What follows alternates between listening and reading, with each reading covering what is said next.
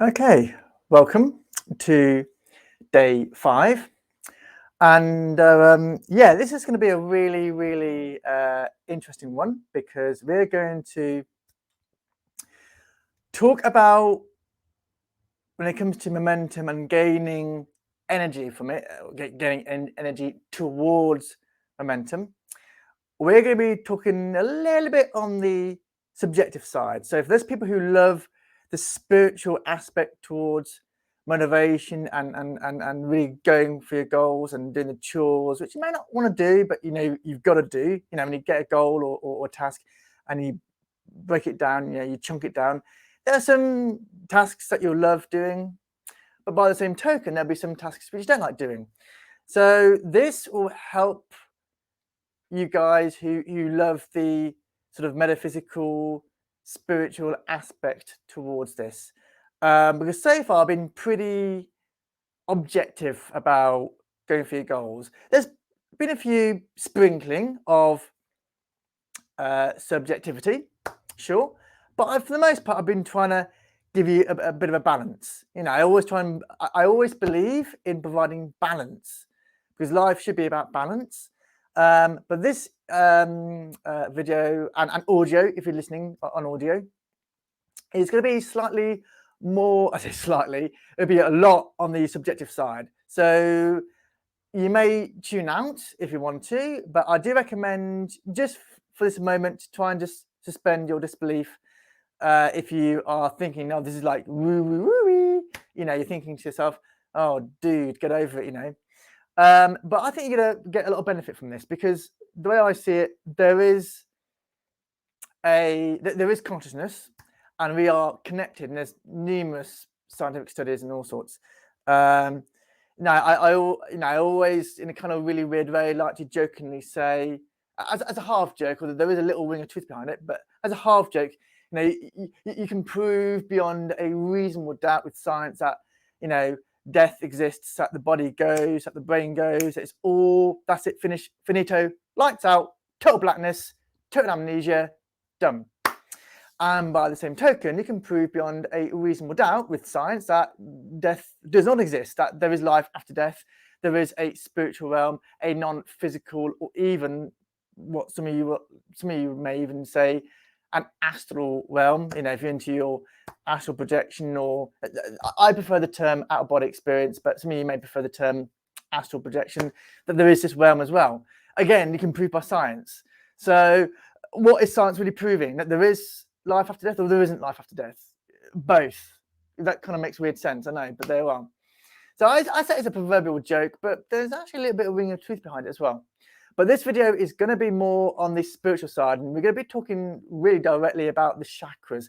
And you could be saying to me, what has that got to do with momentum? What has that got to do with motivation and going for your goals? And I say quite a lot, actually, to be honest with you. Yeah, quite a lot. Because your chakras ultimately, I don't even like the word, I don't like the word, I don't mind the term your chakras. I prefer the term your non-physical vortices, which may like a vortex, but the plural is vortices.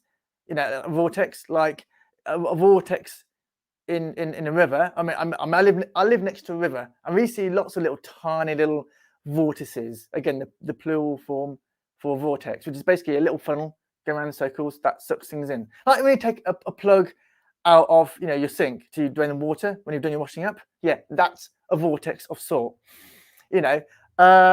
So yeah, there's actually, I think there's over 100 non-physical vortices. But there's actually 7, I believe, main non-physical vortices or chakras. Again, it's not so much I don't like the term the chakras, but I prefer the term vortices because that's what they are. They are a vortice. They are a tunnel, if you will, to link between the physical body, i.e., your hands, your face, your legs, arms, body, and the non-physical body, i.e., emotional body. Some people believe that there's like a non-physical body and then there's an emotional body. Like there's like 2 non-physical, but keep it simple, I'm going to say there's one, and that's your emotional body. And your chakras, believe it or not, or your non-physical vortices do actually help influence, and in some cases even directly, sort of control your behavior. And as we all know, behavior and going for your goals, i.e. momentum, is kind of like, if you haven't got the behavior, how do you go for your chores? How do you go for your tasks? You can't. It's BS. You can't do it. So there are 7 main non-physical vortices, and they do sort of influence your behavior quite a lot, because they are, let's be honest with you, if it's part of your body, it's your subconscious. And as I said in a previous video, your subconscious controls around 99.99999%. I mean, it's quite a lot. A lot of people think it's just 80 or 90%. It's actually, when you really think about it, and this could be scary or revealing, depending on your point of view, your subconscious really just, your behavior is literally 99.99999% subconscious. Your conscious critical faculty, those thoughts, what's he on about? Yeah, those thoughts, your self-talk, is really only a very tiny fraction. We're talking less than 0.1%, even tinier than that. It's really is tiny. So yeah, we're gonna be talking about the chakras, because if you can find a way to balance them, or at least open them up, I mean, they may be closed. I always feel that your chakras, for the most part, are open, but to certain degrees. I wouldn't say they're open or closed, but they're open slightly or they're open vastly. It's a spectrum. So when I say open them, what I mean is get more out of them, if that makes sense. Now, the top 3, as I see it, and different people will have different opinions on this, and that's totally cool. But the way I see it, you want to go for your top 3, which is your heart chakra, around your heart, your sacral chakra, which I believe is around your tummy, which is like basically your willpower, your drive, so on and so forth, and your intuition, which is your 3rd eye chakra, like literally your 3rd eye, like between your eyebrows, imagination, your intuition. I need to have these 3 open as much as you can, working in combination. Not that I'm an expert, I wish I was, but it is a very tricky, what I'm basically asking, the knack here is to try and find a way to be present or mindful, if you will, be forgiving or be at one, and to listen to your imagination calm down. Ideally in peripheral vision. Now, what's your peripheral vision? It's basically when you are, NLP will describe it as like around the edges of your visual spectrum, i.e., if you were to look directly ahead, for those people who are listening to this, if you were to look directly ahead, what you see in the corner of your eye, yeah, that's your peripheral vision. Okay. Now, I have on good authority, if you're a sort of, if you like if you're like a plane, if you're a pilot, I can't think of the word then for a second, mental block, brain fart. If you're a pilot, they do teach you to use your peripheral vision as much as possible, because you're a pilot of a plane. You've got to be able to be focused ahead, but you've also got to be able to see that circle around you, and because your peripheral vision is ultimately about movement. But why do we ask you to use your peripheral vision during the day? Why? Because your peripheral vision actually connects your conscious with your subconscious. Marry them together. Conscious, subconscious, squash them together. You marry them. That is your peripheral vision. And your peripheral vision will actually help you a lot in life, especially your intuition. And like I said, once you find that you use your peripheral vision, like mindfulness helps improve your intuition. Like before this video or audio, if you're listening, I actually sat down and I tried to engage my intuition. And I was thinking, what am I going to do today? Am I going to talk about sleep? Am I going to talk about nervous energy. I mean, these are all future videos and audios. And then an idea popped up in my mind, an idea that, no. Talk about your chakras or your non-physical vortices, you know, because that's actually quite crucial when it comes to momentum and motivation. You know, your chakras will ultimately help you gain energy, which will help you with your goals and your tasks and your chores. So hence this video. You see, and that's the idea, and that popped up into my mind. Now, how do you, I mean, there's numerous videos online from other people. There's numerous articles, numerous sort of podcasts on opening up your chakras. I'm just going to go over the top 3, which in my books is your heart, your tummy or your sacral chakra, and your third eye. There are many others. For me, being one with everything is a great way of opening up your heart chakra. I always sort of say that if you can try and find a way to pretend that you can, using your mind, touch maybe a light switch that's near to you, pretend using your mind that you can, with thought energy, touch the TV screen or touch the floor. You know, it's like your arm isn't necessarily your physical arm, but you also have an arm that can touch the actual floor, that can even move the floor. I know it sounds a bit weird, and this is where you got to like suspend your disbelief type of thing. But I find that if you can pretend that you can touch that object, you will hopefully engage and feel the oneness. Because in truth, if you had an out-of-body experience, you probably would be able to be near that object.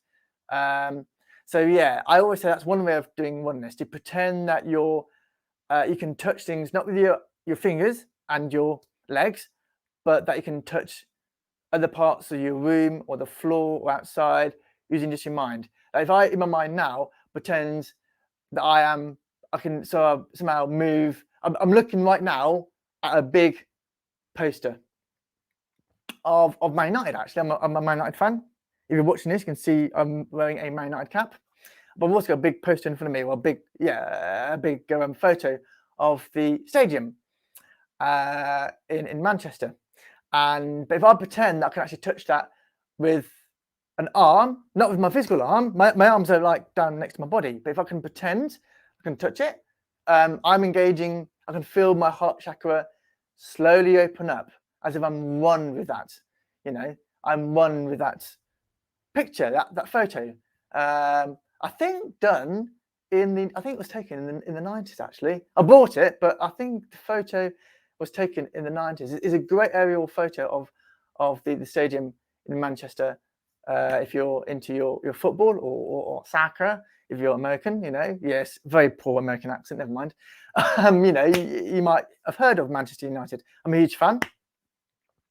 But if I feel that I can touch that with an arm, that's not my physical arm, you know, my heart chakra opens up. That's one way of doing it.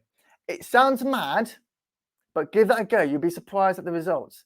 I can try forgiveness. If I forgive, like in my mind, we talk about everything's all waves. If you watch my video on forgiveness, you'll see or hear what I'm talking about.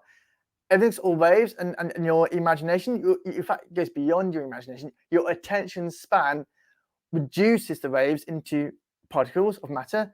From what I've read and from what I gather, I don't know if that's true or not, but what I do know is that when I pretend it's true, it might be all BS for all I know. And I'm certainly not claiming that this is true, what I'm saying to you, but this is what helps me. And if it helps me, I think pretty much it's going to help you guys. When I pretend that my duality waves are sort of zip into molecules I'm seeing around me, that also helps open up my heart chakra. So forgiving the fact that I'm creating this reality, because I don't know if it's true or not, but there is a weird spiritual rumor that we're all in heaven anyway, and that we have, shall we say, put ourselves out into the physical over our own desire to be on our own, not one with divinity. Now, it's a weird story. I have no idea if it's true or not. And to be fair and honest with you, I don't really care, because the way I see it, if it helps open up my heart chakra, if it works, it works. Do I care the story is true? Not really. But if it helps, if it helps me feel love and peace, happy days. You know, how you get how you get to the technique? None of my concern. If it works, it works. Happy days. So I try and forgive around me, and that really helps. In fact, it actually is more strong, the feeling of love, than the oneness. So there's 2 exercises for you. With regards to your sacral chakra, i.e. your tummy, your willpower, being present. And you can do that one of many ways. The way I do it myself, did it this morning, is to listen to the like nature noise. Like when birds like whistle, when the cars go by on the road, just listen to what I call the ambient noise. Takes a bit of getting used to, but you'll find that your tummy will suddenly come alive. Not because of indigestion, but because you can feel a deep peace. And if you can, try and combine them both. With my third eye, I mean, these all help with your third eye anyway. I mean, I have yet to come across an article or a video that says that opening up your heart chakra and or your non-physical vortex, or opening up your sacral vortex does not help with your third eye. They usually do. Intuition is normally increased anyway, but I always say to really help you, do some earthing. Now, I'm pretty new to earthing. You might be saying, what's earthing? Or grounding. Some people call it grounding. Earthing is basically, as it says on the tin, really. You go outside with your bare feet, so no socks, no shoes, with your bare feet, and you literally stand on sand, maybe pebble beach, or soil or grass, not concrete. Be very clear, not concrete. It may work on concrete. I've never tried it on concrete. I'm looking at now a lawn with grass, and I know from experience that when I stand barefoot on it, regardless of whether it has rained or whether it's nice and dry, wet feet is weird, but anyway, you feel after maybe 5 or 10 minutes, you feel there's something about negative ions I've read online. It's when you do some earthing, you attract negative ions, and it helps counter your body's positive one at a non-physical level. Again, I have no idea if that's true or not. Who knows? And again, I don't really care that much because it makes me feel peace, and my third eye goes like mad. Not straight away. We're talking around 5 or 10 minutes. Now, some people say that you should do earthing around 30 minutes. I've never done it for 30 minutes. If you want to do it for 30 minutes, it's up to you. More the better. Yeah, so I always do it for 10 minutes if I can. Also great, when you open up your heart, when you open up your chakras, but especially earthing, helps with mental clarity. Also helps with sleep, I believe, and also recovery. I'm an athlete. I love sport. Some of you I know love sport. Helps. I think the negative ions helps with recovery, although that's not confirmed. Will it be? Who knows? Maybe that's a scientific test that's yet to be done. I don't know. I don't want to make this up. I want to be as truthful and give you what helps me to you guys. To give you value.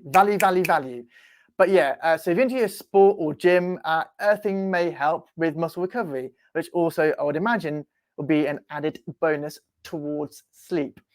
But give that a go. And yeah, so the idea is to open up your chakras, and that'll help with your subconscious. One could arguably say it will even help with your subconscious reprogramming, because when you think about it, your subconscious is being influenced. So that'll help with your behavior. And also, and again, I'm not really an expert on this, but I want to pose it now. I might do a future video on this as I get more, hopefully more proficient. But there is a thing called the law of assumption, not to be confused with the law of attraction. This is the law of assumption, and that is to being present while feeling like your desire has already happened. Like it's already happened. Not only has it already happened, it's already happened in the past. So you're kind of bored of it. So you're feeling present because in truth, there's no such thing as time. You're seeing right now, you're seeing the past. You're not even being present. You may feel being present with your eyes closed, but when your eyes are open, it takes time for those photons of light to reach your eyelids, for your brain to process the data to give you the experience of reality. So what you're seeing in front of you now, even if you are what we call active day-to-day meditating, like some people use what they call active meditation, where they will be mindful in eating food or drinking a drink, or even if you are with the eyes open, being active with your daily activities, you are still viewing the past, albeit milliseconds, because it takes time for the photons of light to reach you. It's not straight away. Isn't that weird that you are essentially viewing your own imagination, because time and future don't exist? So therefore, and your imagination, here's a weird thought for you. Your imagination is based in the future and the past, not the present moment. You can feel being present when your eyes closed, but when your eyes are open, you're seeing the past, albeit millionths of a second. Isn't that weird? So aren't you technically viewing your imagination with your eyes open? I'm just going to put it out there. You do that info, what you want to do with it. Just saying. I'm just saying. Don't shoot the messenger. I'm just saying. But yeah, try that. Try being present, looking at the past with your eyes open, with feeling that your chore or your task is already fulfilled, i.e. it's already happened. You're no longer manifesting 50,000, you're manifesting 100,000. All right. Give that a go, guys. Let me know. See you in the next video. Ciao for now.